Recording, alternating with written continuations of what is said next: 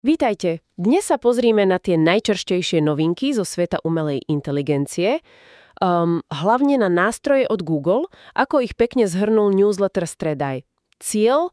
No, preletiť to kľúčové a skúsiť pochopiť, čo to pre nás môže znamenať. Áno, a ten svet AI, ten sa teda točí fakt neuveriteľne rýchlo. Niekedy mám pocit, že tie inovácie prichádzajú skoro každý deň.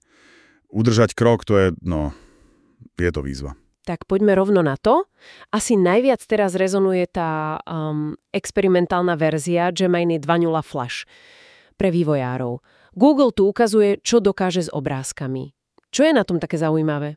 No, vieš, ono to spája viacero vecí naraz. Rozumie textu, rozumie obrázkom, má vylepšené to, ako uvažuje. Aha.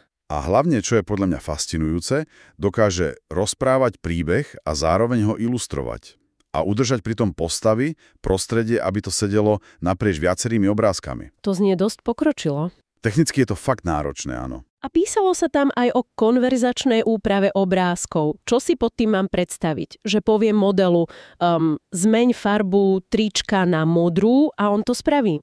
Presne tak. V kontexte toho, o čom ste sa bavili predtým. Udržiava ten kontext. A navyše vraj vie kresliť aj dosť realistické detaily, napríklad pri ilustráciách receptov. To je dobre. A ešte jedna vec ma zaujala. Vraj vie vložiť do obrázka aj dlhší text. To by sa zišlo povedzme na reklamy alebo na sociálne siete. Určite. Pre kreatívcov, pre tvorcov obsahu to otvára naozaj nové cesty. Ale vieš, je tu aj tá druhá strana mince. Aká? No, veľmi rýchlo sa ukázalo, že tento nástroj dokáže odstraňovať vodoznaky. Aj tie od veľkých hráčov ako Getty Images. Počkať. Takže Google vlastne vydá nástroj, ktorý vie obísť základnú ochranu obsahu? V podstate áno. Ten model sa snaží tú prázdnu plochu po vodoznaku nejako domysliť, doplniť obsahom. To znie ako celkom problém, aj keď hovoria, že je to len experiment. Je to presne ten bod, kde sa stretáva ten rýchly pokrok AI a tie naše zabehnuté pravidlá. Napríklad autorské práva. Google síce zdôrazňuje, že je to experimentálny nástroj a nie pre produkčné použitie. Jasné. Ale už len to, že je dostupný pre vývojárov, tak nejako naznačuje, aké etické a možno aj právne dilemy nás týmito schopnosťami ešte len čakajú. Zaujímavé. A kým Google rieši tieto, povedzme, globálne veci, tak je fajn vidieť, že AI sa udomacňuje aj u nás na Slovensku. Vznikla nová zdravotnícka sekcia v rámci Asociácie umelej inteligencie ASAI a prvým partnerom je AI Dental. Áno, a to je pekný príklad toho, že AI nie len o tých veľkých technologických gigantoch, vznikajú aj takéto špecializované lokálne iniciatívy. Riešia konkrétne problémy v konkrétnom odvetví. V zdravotníctve to môže priniesť naozaj veľa.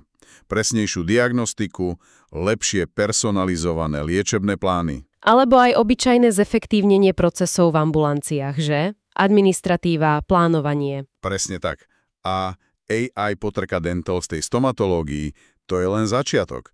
Ten potenciál je obrovský. Aj v prevencii, nie len v liečbe. Vráťme sa ale ešte ku Google.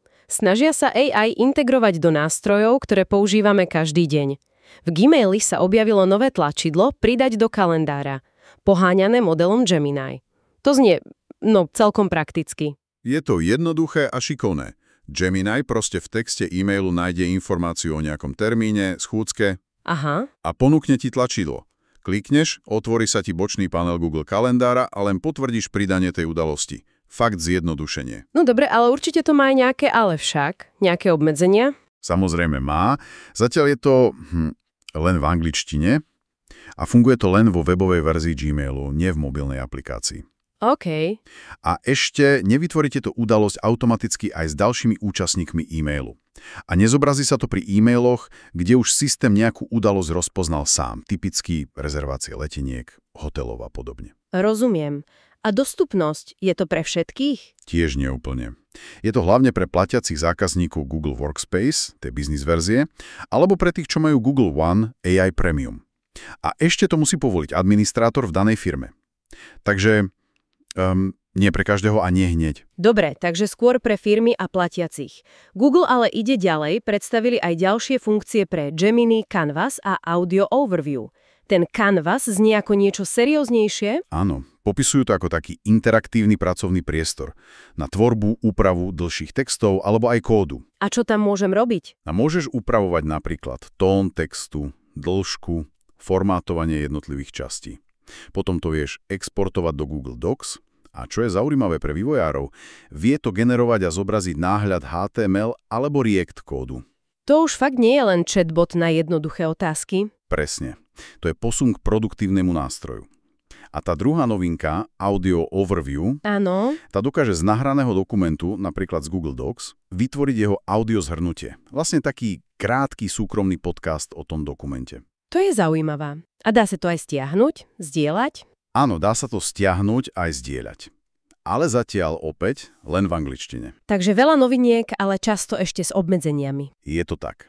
Ale čo je dôležité, obe tieto funkcie, Canvas aj Audio Overview, sú dostupné zadarmo. A celosvetovo. Aha, tak to je dobrá správa. Je to jasný signál, že Google chce, aby sa AI stala bežnou, integrovanou súčasťou našich pracovných postupov. Nielen nejakým externým pomocníkom, ktorého si zavoláme raz za čas. Takže, keď to skúsime nejako zhrnúť, Google naozaj intenzívne tlačí Gemini do všetkého, od kreatívnych vecí ako obrázky, cez praktické drobnosti v Gmaili, až po nové komplexnejšie pracovné nástroje ako Canvas. Áno, a zároveň vidíme, ako sa AI špecializuje a zapúšťa korene aj v konkrétnych odvetviach, aj lokálne, ako ukazuje ten príklad Asai a AI.dental na Slovensku. Presne. A to nás vlastne privádza k takej záverečnej myšlienke na zamyslenie. Sme svedkami nielen toho, ako sa AI stáva schopnejšou, ale hlavne, ako sa čoraz hĺbšie integruje do nástrojov, ktoré používame denodenne. Ako táto všade prítomnosť, táto integrácia mení nielen našu efektivitu a produktivitu, ale aj samotnú podstatu toho, ako tvoríme, ako komunikujeme, ako vlastne interagujeme s informáciami. To je dobrá otázka. Aké nové, možno aj úplne nepredvídané možnosti, ale aj výzvy nám táto akcelerácia prináša? Možno aj také, ktoré si dnes ešte ani nevieme celkom pomenovať.